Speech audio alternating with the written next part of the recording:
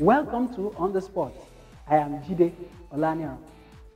Here we serve you some of the stories that are missing on the sports pages. Emperor Hayatu has finally been sent to the sleeping bay permanently, where he can take a well-deserved rest from the rigor of an office which has become obviously bigger than the occupants. For 29 years, this man ruled African football and showed no sign of relinquishing power even at 72, until one of his subordinates managed to confront him in what was termed a no contest by puppets who have gotten used to the coronation that happens every 4 years in the last 3 decades.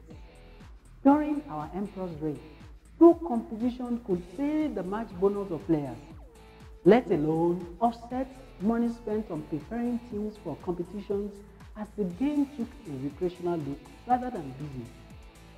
Football wallowed in penury, while the officials junketed around pretending to be developing the game. In Isa's kingdom, his word was law, as the timid administrators that littered the continent could not muster opposition for the fear of being ostracized. Alas, Monsieur became a victim of the breeze of change blowing all over the political landscape. But we must give it to him. Like the black box of a crashed plane, Isa has survived every scandal that football has gone through in CAF and FIFA. I want to ask Mr. Isa, how did you do it? Who is your juju man? Or should we wait till King Ahmad audits the account before we know that you are a saint? Hooray! A Nigerian is on the board of CAF Executive Committee after the Giant of Africa lost the position some years ago when Babatunde Aremu of Ogumosho, you remember him, requested that money be sent into his account. Yes, sir. The money to build astroturfs and purchase his votes. Anyway, our poster boy is the new Mr. Fix-It himself, as logistics is concerned. Unfortunately, Mr. Fix-It could not fix 2 Nations Cup appearance for the Super Eagles. He's yet to fix a sponsor for the Federation Cup, while kudos must go to him for producing the first and only Pep Guardiola of Africa.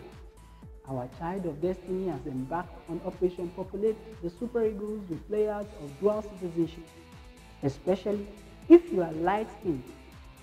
The quality you bring does not matter. We can only wish our quintessential administrator well as he junkets from Cairo to Zurich for the good of the game. Lest I forget, some busybodies asked me that I should ask you, what will the winner of the Federation Cup for this year? What will the winner get? Or should I tell them to keep quiet? Okay, I will speak for you. Okay, let me play the devil's advocate. The winner of the Federation Cup this year will get congratulatory messages from Dangote, Otedola, governors, and a Thanksgiving service at a church yonder. I have done my job, sir. Do you know that there are lots of Solomon searching for wisdom as they spended time? Oh, I'm sorry. I mean, they spend a lot of time creating problems rather than solutions. You're asking me? In Nigeria, the problem of sports development has defied the wisdom of Solomon as we wait endlessly for a national sports festival to hold since 2012. 5 years down the line, we cannot figure out what to do despite spending taxpayers' money to get a Solomon to help us. Comrades, will rather create a communication breakdown than fix one. Is moving from not having the faintest idea that the girls will win a championship. You remember the girls? We never thought the girls will win. Or equating an Isa Hayatu's ambition to Nigeria's national interest. That sounds like the lowest form of stupidity, isn't it? Okay, Uncle Solo, what about the recommendations made by the committee you constituted to suggest the way forward for our sport? Are you still trying to understand the report? You should have told the committee to do an indigenous language version, especially for you to avoid another breakdown of communication. By the way, Malam said he left over 600 million naira in the coffers. but we are yet to hear any response from you, whether it is true or not. It has been spended or not. Has it been spended?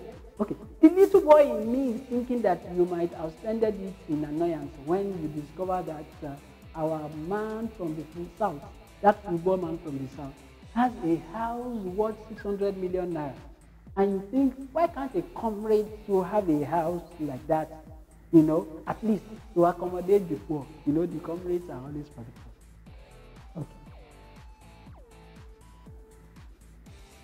This man, he came into our consciousness through his football club, which posted a series of impressive results in the Premier League after gaining promotion from the second-tier league, to the surprise of many.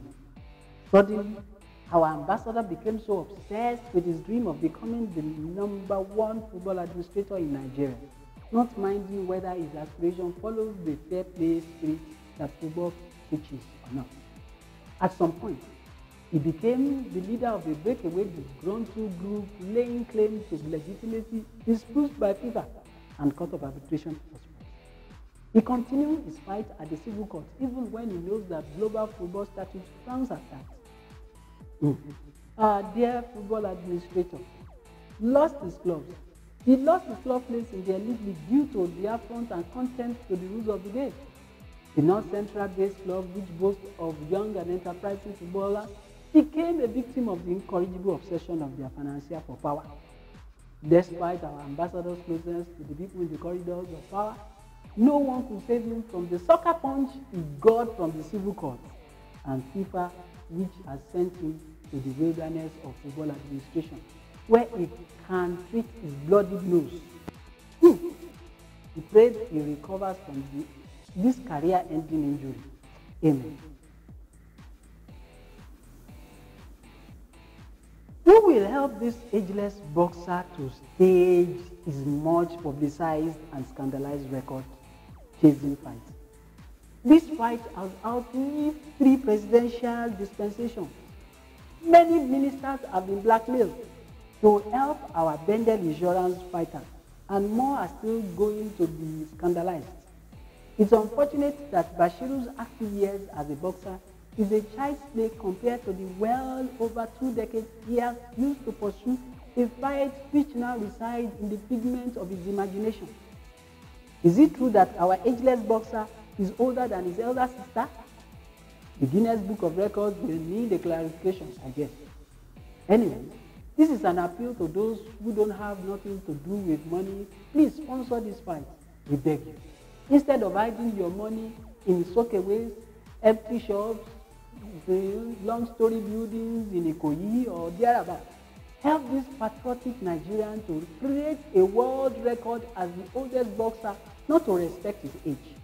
By the way, which of the boxing body will sanction this fight? WBA, WBC, or IBF? Okay, let me suggest WHO, the World Health Organization, so that we can have a rapid response treatment when our ageless boxers start seeing men as trees. That's it. Are you about to be given an award? Or you have somebody that has promised you an award very soon? Okay. And you are thinking of what to say, or what will your acceptance speech be like? Okay. This speech by broadcast journalist Austin Okonakpan after winning the Nigeria Pitch Award is a template for you any day. It is what I call Oscar rolled into grammar. And we put together a consumer channels television, and I know what we go through to get it done with kids. So I don't care for getting this, and I want to say well done. And stay focused and keep doing what you're doing.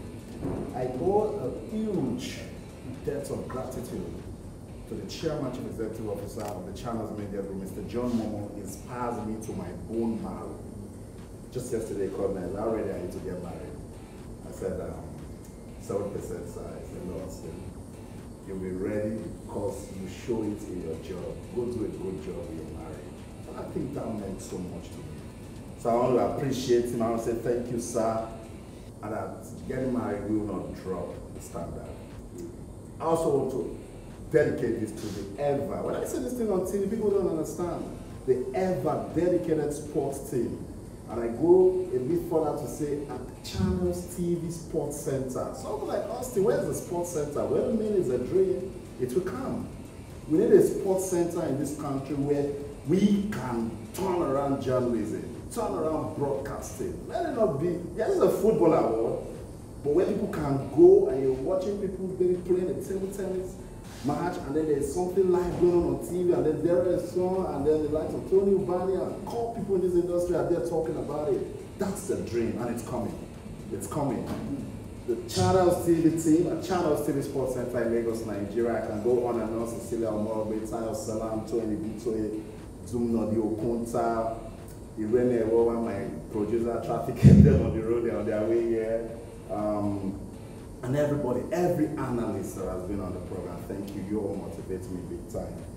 My wife was supposed to come here with me. I've been doing a little prank on Facebook and social media. I've been hiding her face. People have been saying, show her face.